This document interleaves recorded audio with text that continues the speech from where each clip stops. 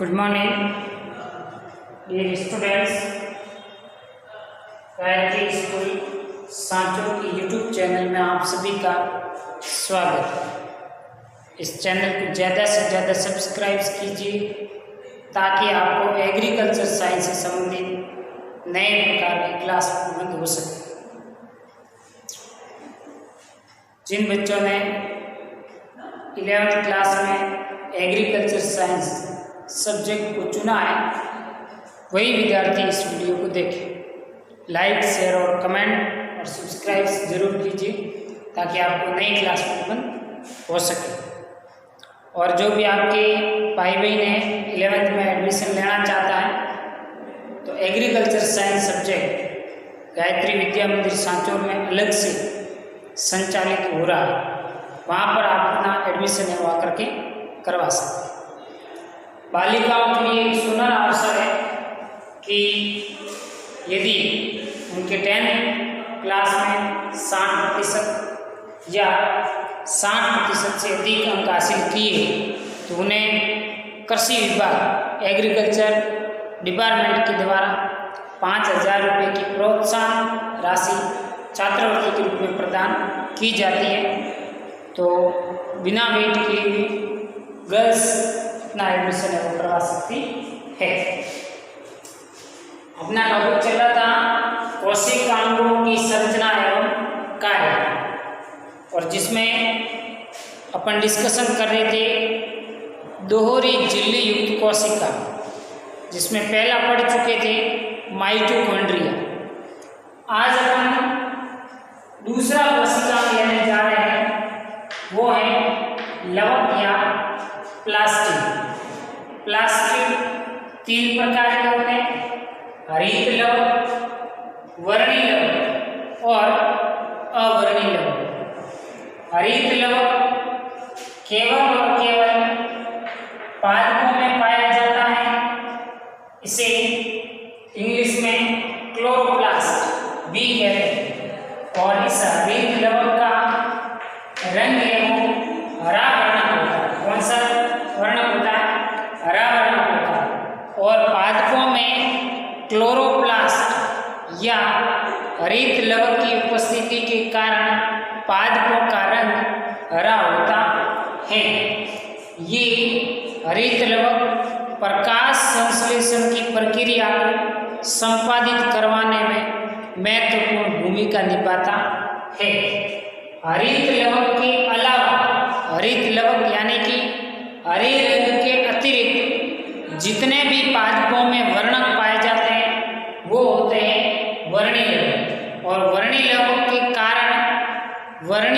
के कारण पादपों के पुष्प की पंखुड़ियों का रंग लाल, पीला, हरा, नीला, सफेद, गुलाबी, अलग अलग प्रकार के पादपों के पंखुड़ियों का रंग अलग अलग होता है। वो होता है वर्णी लवक के कारण। वर्णी लवक हरे रंग को छोड़ करके जितने भी प्रकार के पादपों में रंग देखने को मिलते हैं उनके लिए उत्तरदायी है। उसमें एक है कैरोटीनॉइड्स वर्णक, और कैरोटीनॉइड्स में एक है कैरोटीन, और कैरोटीन है वो लाल रंग के लिए उत्तरदायी है। तो गाजर का लाल रंग कैरोटीन वर्ण की उपस्थिति के कारण होता है। दूसरा है ज़ैंथोफिल। ज़ैंथोफिल पीले रंग के लिए उत्तरदायी है। और जो पादपों के पंखुड़ियाँ पुष्प के दलों का रंग पीला होगा उसका मतलब उसमें ज़ैंथोफिल प्रकार का वर्ण देखने को मिल जाएगा। ठीक है। उसके अलावा एक वर्णक पाया जाता है लाइकोपीन। लाइकोपीन और लाइकोपीन के कारण टमाटर का रंग लाल होता है। तो ये भी आपकी समस्त जितने भी अभी मैंने कहा हरे रंग को छोड़ करके जितने भी वर्णक आपको देखने को मिलेंगे, रंग मिलेंगे, वो वर्णी लवक की उपस्थिति के कारण होते हैं। दूसरा है अवर्णी लवक, यानी कि कोई किसी प्रकार का वर्णक नहीं पाया जाता। ऐसे हैं एल्यूरोनोप्लास्ट। एल्यूरोनोप्लास्ट में ये प्रोटीन से संबंधित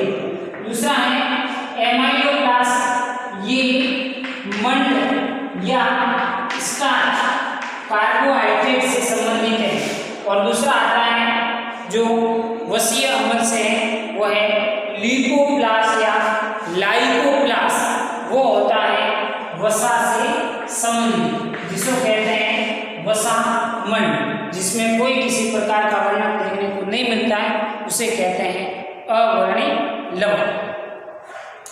ये थे लवक के प्रकार, हरित लवक, वर्णी लवक और अवर्णी लवक। अब अपन डिटेल से डिस्कशन करेंगे, वो करेंगे केवल और केवल हरित लवक। किसका अध्ययन करेंगे? हरित लवक का डिटेल से अध्ययन करेंगे। हरित लवक का रंग है वो होता है हरा, ठीक है, और इसको कहते हैं इंग्लिश में क्लोरोप्लास्ट। और पादपों में ये क्लोरोप्लास्ट पादपों में पाया जाता है, और पादपों में क्लोरोप्लास्ट की उपस्थिति के कारण पादपों का रंग है वो हरा होता है, ठीक है। तो पादपों का हरा रंग किसके कारण होता है? क्लोरोप्लास्ट के कारण, ठीक। दूसरी बात, इस क्लोरोप्लास्ट के कारण पादप में वो प्रकाश संश्लेषण या फोटोसिंथेसिस की प्रक्रिया संपादित कर सकता है, और प्रकाश संश्लेषण के माध्यम से पादप इस क्लोरोप्लास्ट की सहायता से कार्बोहाइड्रेट भोज्य पदार्थ को संश्लेषित करने का कार्य भी संपादित करता है।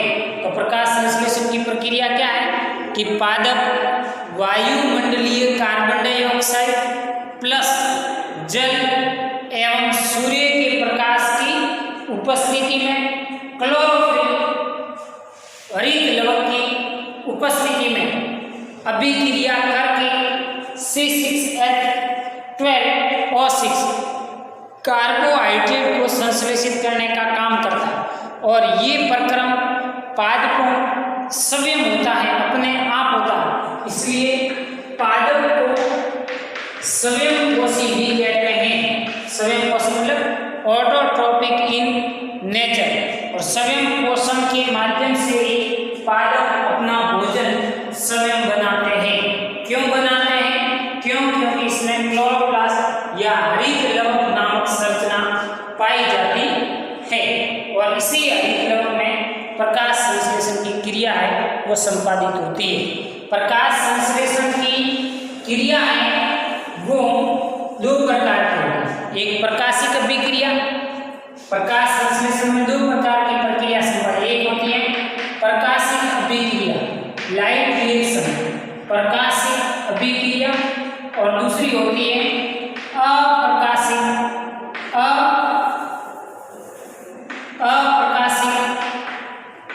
अभिक्रिया। नाम से स्पष्ट है, लाइट रिएक्शन एवं डार्क रिएक्शन। प्रकाश संश्लेषण की प्रकाशिक अभिक्रिया हाइड्रोकोइल में संपन्न होती है। प्रकाश संश्लेषण की प्रकाशिक अभिक्रिया हाइड्रोकोइल में संपन्न, या इसको आप क्या कह सकते हैं? ग्रेनम, यानी कि बहुत सारे थाइलेकोइड मिलकर के ग्रेनम का निर्माण करते हैं। तो प्रकाश संश्लेषण की प्रकाशिक अभिक्रिया थाइलेकोइड या ग्रेनम में संपादित होती है, और प्रकाश संश्लेषण की अप्रकाशिक अभिक्रिया स्ट्रोमा में संपादित होती है, ठीक है। अब बात करते हैं क्लोरोप्लास्ट या हरित लवक की संरचना। हरित लवक की संरचना पढ़ने से पहले मैं आपको बताऊं कि हरित लवक एक दोहरी झिल्ली युक्त कोशिकांग है, जिसमें दो झिल्लियां पाई जाती हैं। एक सबसे बाहर होती है जिसको कहते हैं आउटर क्लोरोप्लास्टल मेम्ब्रेन, यानी कि क्लोरोप्लास्ट में पाई जा रही, इसलिए इसको कहते हैं OCM, आउटर क्लोरोप्लास्ट मेम्ब्रेन। एक अंदर की ओर झिल्ली पाई जाती है जिसे कहते हैं इनर क्लोरोप्लास्ट मेम्ब्रेन, और इन दोनों झिल्लियों के बीच में एक अंतरकोशिकीय अवकाश पाया जाता है जिसे कहते हैं माइटोकॉन्ड्रियल अंतरकोशिकीय अवकाश या इंटर क्लोरोप्लास्टल स्पेस के नाम से भी जाना जाता है। सबसे पहले लवक या प्लास्टिड शब्द का प्रयोग सिम्पर नामक वैज्ञानिक ने किया और लवक सभी पादप कोशिकाओं एवं कुछ प्रोटोजोआ जैसे यूग्लिना जैसे जीवों में मिलता है। वर्णकों के आधार पर लवक 3 प्रकार के होते हैं: हरित लवक, वर्णी लवक और अवर्णी लवक। हरित लवकों में पर्णहरित वर्णक व कैरोटीनॉइड्स वर्णक मिलते हैं, जो प्रकाश संश्लेषण के लिए आवश्यक प्रकाशीय ऊर्जा को संचित रखने का कार्य करते हैं। वर्णी लवकों में वसा मिले कैरोटीनॉइड्स पाए जाते हैं, जिसमें मुख्यतः कैरोटीन एवं ज़ैंथोफिल सम्मिलित किए जाते हैं। अवर्णी लवक विभिन्न आकृति एवं आकार के रंगहीन कलरलेस लवक होते हैं, जिसमें खाद्य पदार्थ संचित रहता है। मंड लवक में मंड के रूप में कार्बोहाइड्रेट यानी कि एमाइलोप्लास्ट है। इस तरफ आपको दिखाई दे रहा है एमाइलोप्लास्ट। एमाइलोप्लास्ट मंड या स्टार्च कार्बोहाइड्रेट को संचित करके रखता है, जैसे आलू। तेल लवक तेल हो गया जिसमें वसा आ जाएगी। तेल लवक में तेल एवं वसा तथा प्रोटीन लवक में प्रोटीनों का भंडारण रहता है। हरे पौधों के अधिकतर हरित लवक पत्ती की पर्ण मध्यों तक मीजोफिल कोशिका में पाए जाते हैं। हरित लवक एक दोहरी झिल्ली युक्त कोशिकांग है। हरित लवक के अंतर झिल्ली से घिरे हुए भीतर के स्थान को स्ट्रोमा कहते हैं। स्ट्रोमा में चपटे झिल्ली युक्त थैली जैसी संरचना होती है, जिसे थाइलेकोइड कहते हैं। थाइलेकोइड सिक्कों की चट्टों की भांति ढेर के रूप में मिलते हैं, जिसे ग्रेना कहते हैं, और ग्रेना में प्रकाश संश्लेषण की अभिक्रिया संचालित होती है। अब बात करते हैं प्रकाश संश्लेषण के स्थल में हरित लवक की संरचना। डायग्राम आपको बोर्ड के ऊपर दिखाई दे रहा है। अब इसमें समझने लायक चीज क्या है वो ध्यान दें। दोहरी झिल्ली कोशिका, एक आउटर में है, एक इनर में। इसके अंदर तरल द्रव्य पदार्थ जो भरा होता है, इसे आधात्री मैट्रिक्स कहते हैं। ठीक है। दूसरी चीज, ये जो आपको संरचना दिखाई दे रही है, आप यह समझ सकते हैं कि एक एक रुपए के 10 सिक्कों को मिला करके ग्रेनम कहते हैं। क्या कहते हैं? ग्रेनम। और उसमें से जो 10 सिक्कों में से 1 रुपए का 1 सिक्का है, वो क्या है? थाइलेकोइड। अर्थात बहुत सारे थाइलेकोइड मिलकर के ग्रेनम का क्या करते हैं? निर्माण करते हैं। ठीक है। ये संरचना होगी ग्रेनम और ये स्ट्रोमा, और इसके बीच में एक ग्रेनम को दूसरे ग्रेनम से जोड़ने के लिए पटलिकाएं पाई जाती है, जिसको कहते हैं स्ट्रोमल पटलिका। ये स्ट्रोमल पटलिका है जो एक थाइलेकोइड को दूसरे थाइलेकोइड से जोड़ने का कार्य संपादित करता है। दूसरी, क्लोरोप्लास्ट में एक इंपॉर्टेंट संरचना पाई जाती है जिसका नाम है क्वांटोसोम। क्या है? क्वांटोसोम। अब ये मैं एक सिक्का इसका लेकर के बात करूं, ये संरचना ये वाली, तो ये संरचना ऐसी है।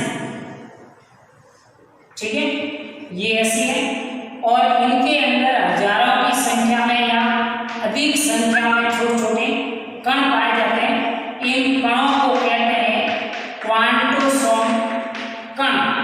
क्वांटोसोम कण, और इन्हीं क्वांटोसोम कणों में प्रकाश संश्लेषण की क्रिया संपन्न होती है।